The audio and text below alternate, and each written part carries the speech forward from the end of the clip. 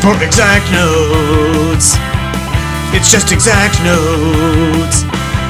Music rocks. Yeah. Hello and welcome to Hot Cross Buns, Day 1. Probably wondering what I was doing off on the side over there. Well, it's because we're going to shoot this video looking down the neck of our violin to learn how to hold it. So, if this is your first violin lesson, then we have to get a few things straight. We have to figure out how to hold this thing. So, the first thing I want you to do is stick up both of your hands, and then I'm going to turn around so that you can hold your hands up in the same direction as me, like that, okay? And then you're going to take down your right hand and just leave up your left hand like that. And then that is the one that you will use to grab the neck of the violin right here. Got it?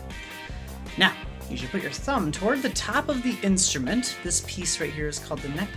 You want it to be toward the top of the neck, and you should have a fret knot placed on top of the fingerboard. These are important because this is how we're going to reference the notes that we're going to play. So you're going to put your thumb up by either this top line or kind of behind the yellow line. Sometimes I just remove this top line altogether because we're not going to use it for a while, and it's not that important. The home position for your pointer finger is that yellow line right there. Okay? So, what I need you to do now is take the violin in your left hand, and we're going to put it on your shoulder so that the button is in the side of your neck, like right there, so that the instrument is out in front of you and a little bit off to the side, like that. Not all the way like this. Your shoulder will get tired if you do that. Not all the way in front of you like this, because that's just awkward. I'm going to be right there at what would be a 45-degree angle for the grown-ups here, or those who are geometrically inclined. Okay, so now, you don't have to use a shoulder rest. You can see I'm not. If you have one, though, usually they clamp on like this, and then you can slide on the bottom from this side and then slide it into position. Doesn't really matter if you have it or not right now. Okay, so we've got our hand up here, violin under our chin, and we are going to start by taking our right hand thumb on the corner of the fingerboard and plucking the first thinnest string. And that's called E. Say E. Now if your hand is touching that string right here, it'll sound like this. You won't get a good sound, so make sure that your hand is clear, like that. And then we're going to curve our pointer finger around so that the tip of the finger lands right on top of the yellow line, like that. Not flat, but on the point very close to your nail. Press it down real hard, and then pluck it again. It should sound like that. And then 2 right next to it. Push it down, that'll be on the white line. Should sound something like that. I think the fret knot is touching the string and it's making it sound a little twangy. That'll be okay though. And then the 3rd finger is going to go right next to it on the red line. So we got 1, 2, and 3 on yellow, white, and red. And this is where Hot Cross Buns starts. This is measure 1 of our song. We're going to play 3, and then lift your finger so it's just 1, finger number 1, 1, and then lift that so it's no fingers, and that's 0. And this is measure 2. 1, 2, 3, 4. So let's try it from the beginning again. Put down 1 on the yellow, 2 on the white, and 3 on the red. And from the beginning, we're going to go 2 beats on each of these notes. So 1, 2, 1, 2, and then 1, 2, 3, 4. And that is measure 1 and 2 of Hot Cross Buns. Now, if you want to use the bow, let me show you how to hold the bow. Some of you may want to use the bow right from the beginning. If you're younger, like our kindergartners here and our first graders, you might not want to use the bow right away. You might just want to pluck, and that would be fine. So if that's you, and you don't even want to try the bow, then you're done. But if you're excited to try the bow, I want you to start using it as soon as you're ready to. So, The first thing you might notice is that the hair is dangly. We're going to go to this piece. This is called the screw, and we're going to tighten it going clockwise. 1 time, 2, 3, and you can see the hair is getting a little tighter. 4, 5 turns, so that the bow still has kind of a nice arc. It should kind of look like it's smiling at you because it's moving in that direction. And then you may need to put some rosin on, so you probably have something like this in your case. I'm going to take it out. This is made from refined tree sap, and it's very pretty. Looks like amber. And I'm going to put the bow on my lap like this to start. So I'm going down. The bow is, back up a little. The bow is on my lap. And I'm going to rub the rosin on top. And if it's a brand new rosin cake, it might be very shiny at first, but as I rub it, it's going to get,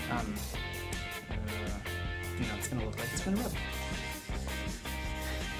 So I'm going to put a lot on the first time. If it's your first time using the bow, it might need a lot. So I'm pushing pretty hard, scraping it across there until the bow looks nice and powdery white, like sugar or flour.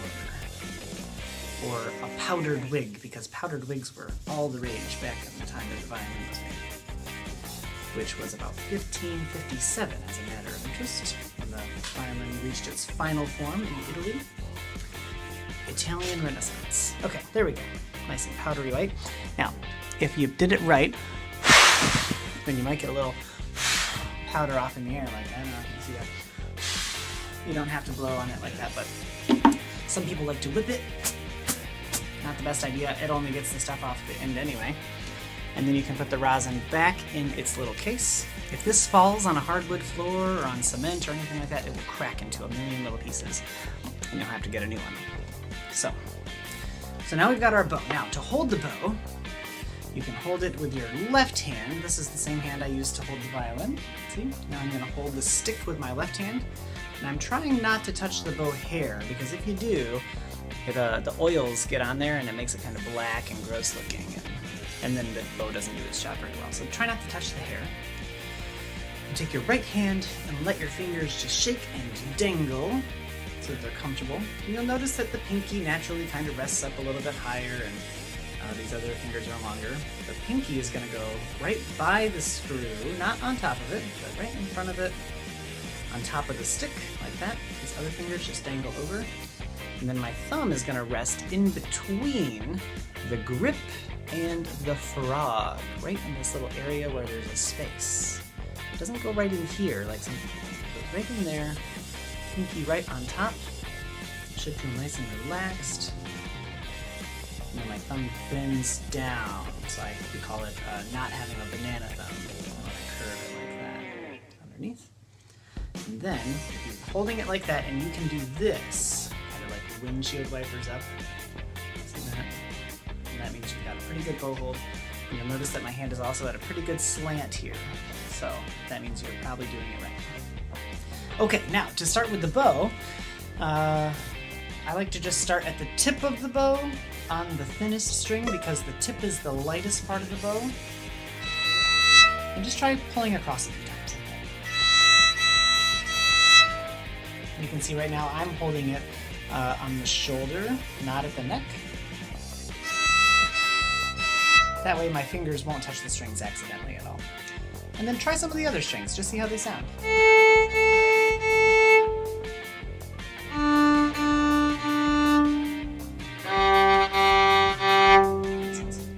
Just a little bit faster. Okay, there we go. Now, when I put the bow on the string, I want to be closer to the fingerboard because it makes a nicer sound. This area is called the dolce, and in Italian, dolce means candy, so this is actually the candy spot of the violin. If you play there, you'll notice it's a little softer and quieter. If you move the bow closer to the bridge, you notice it gets brighter and louder, and you have to press harder to get a good sound. If you don't, it'll just kind of rub across like that. But when I press it hard enough, it's got a very bright, loud sound compared to over here. And I just try to pull the bow so it's moving generally parallel or in the same direction as the bridge. So like this, not like that or like that. See the angle that makes? It's not so good. Okay, now we're going to try hot cross buns though.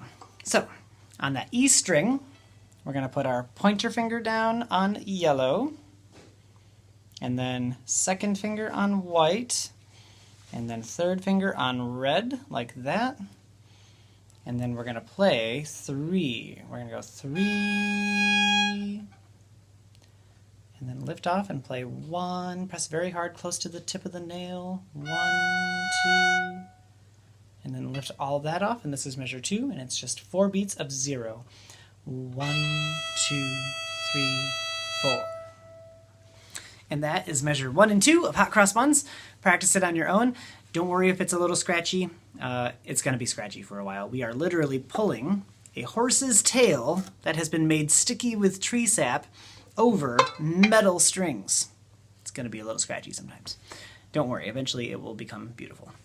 That's all for today. If you have questions, leave them in the comments section, or you guys can give me a call or send me a text or whatever you need to do to be successful. And, oh yeah, try to have some fun. Okay, that's all for today. Good job.